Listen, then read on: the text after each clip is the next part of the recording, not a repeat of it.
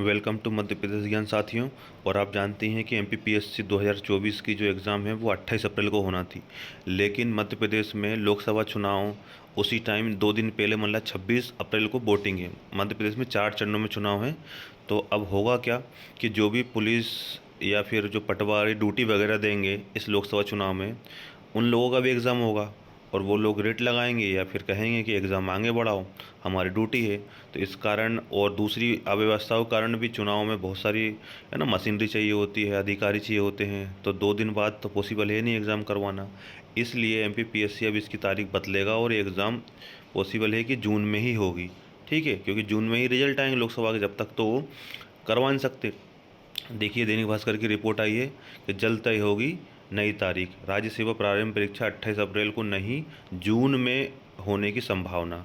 अभी देखिए दैनिक भास्कर की रिपोर्ट है, एमपीपीएससी की राज्य सेवा प्रारंभिक परीक्षा 2024 तय समय यानी 28 अप्रैल को नहीं हो पाएगी। इसी वजह लोकसभा चुनाव को बताया जा रहा है। इंदौर सहित पूरे प्रदेश में अप्रैल मई में अलग अलग तारीखों पर मतदान होना है। जैसे मैंने आपको बताया कि 26 अप्रैल को भी मतदान है एमपी में। ऐसे में अब परीक्षा जून में ही संभव हो पाएगी। हालांकि पीएससी प्रशासन का कहना है कि नई तारीख जल्द घोषित करेंगे।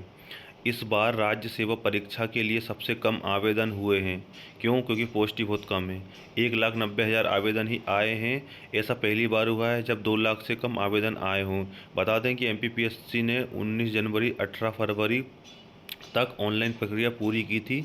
जब विज्ञापन जारी हुआ तब परीक्षा के लिए सिर्फ 60 पद थे।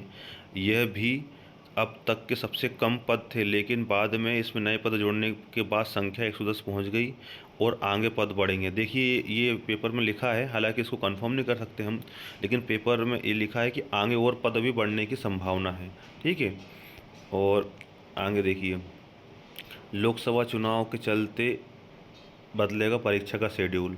तो देखिए ये यहाँ पर एक और न्यूज़ संभावना बताई जा रही है कि प्रदेश में अप्रैल के दूसरे या तीसरे सप्ताह में वोटिंग हो जाएगी।